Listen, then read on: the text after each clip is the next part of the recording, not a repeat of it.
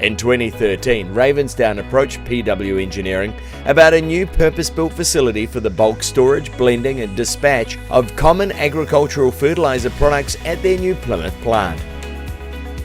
They've been involved right from concept through design, fabrication, installation and commissioning two major components. We've done a large intake plant, and on the other side they've been involved in the fabrication and installation of the major steel structure that houses the Sackett blending plant. Over the next 2 years, in collaboration with Ravensdown, PW Engineering developed the concept into the final design. Once contracts were awarded in 2016, final design and manufacturing commenced in the Mosgiel workshops. The equipment was then transported by road to New Plymouth, where the PW Engineering site team pre-assembled the components for installation in early 2017. From June 2017, the team worked on the installation of the blending and dispatch plant, and in September, commissioning commenced in conjunction with the electrical and controls contractors.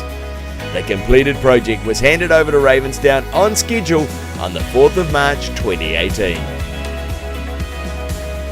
PW Engineering have been very professional in their approach to health and safety and other compliance procedures, and the job has been well managed to come in on time and on budget.